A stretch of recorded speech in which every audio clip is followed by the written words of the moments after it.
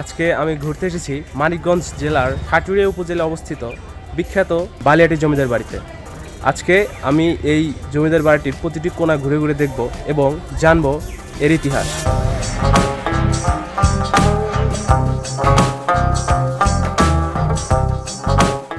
আজকের দিনটা খুবই রৌদ্রোজ্জ্বল দিন। সকাল সকাল বের হয়ে পড়লাম।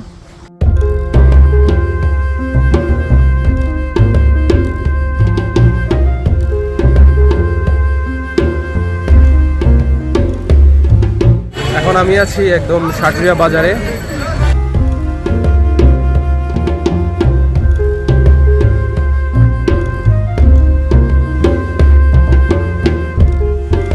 জমিদার বাড়িটির সামনেই হলো টিকিট কাউন্টার। এখান থেকে টিকিট কেটে প্রবেশ করতে হবে। টিকিটের মূল্য 30 টাকা।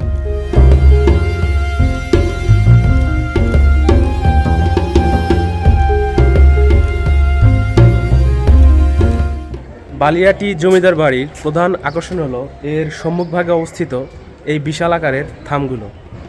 এগুলিকে বলা হয় করিন্থিয়ান কলাম।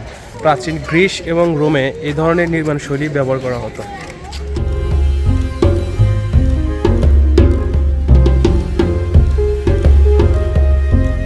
ভাবা যায় আজ থেকে 250 বছর আগে বাংলার এরকম নিভৃত পল্লীতে সেই আন্তর্জাতিক মানের নির্মাণ শৈলীতে অবস্থিত একটা বিল্ডিং দাঁড়িয়েছিল, যেটি আজও এখানে দাঁড়িয়ে আছে।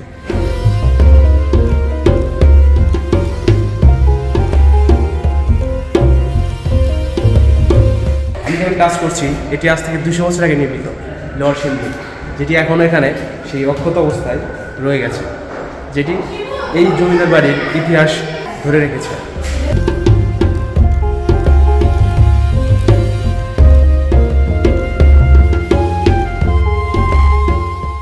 এখানে জমিদারদের ব্যবহৃত বিভিন্ন জিনিসপত্র সংরক্ষণ করা রয়েছে।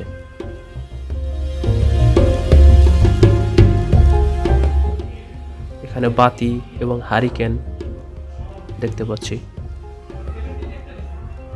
আর এই ঘরটি অত্যন্ত সুসজ্জিত। এখানে পুরাতন আমলের অনেকগুলো আয়না এবং বিভিন্ন শোপিস রাখা রয়েছে, যেগুলো ওই সময় ব্যবহার করা হতো, এবং রয়েছে বিভিন্ন আসবাবপত্র। বাংলাদেশের স্থাপত্য শৈলীর এক অনন্য নিদর্শন হল মানিকগঞ্জের বালিয়াটি জমিদার বাড়ি। 19 শতকে নির্মিত এই বিশাল প্রাসাদটি কেবল একটি ঘর নয়, বরং 7টি ভিন্ন ভিন্ন প্রাসাদের এক অপূর্ব সমন্বয়।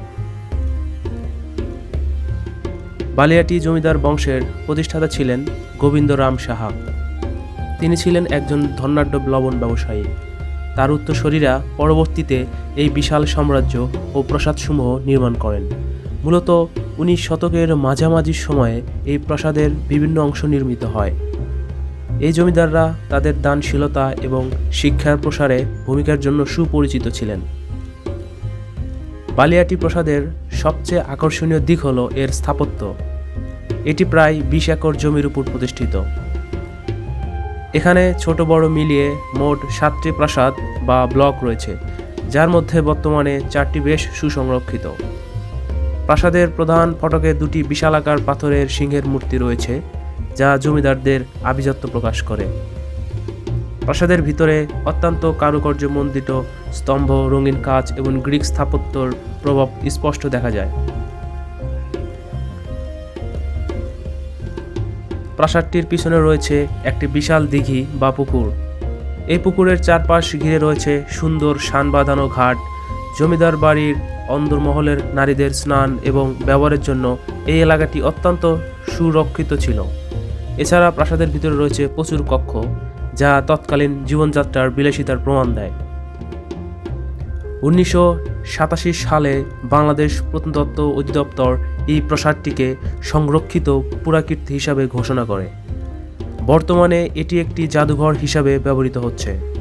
দেশি বিদেশি পর্যটকরা প্রতিদিন এই বিশাল কর্মযজ্ঞ দেখতে ভিড় করেন।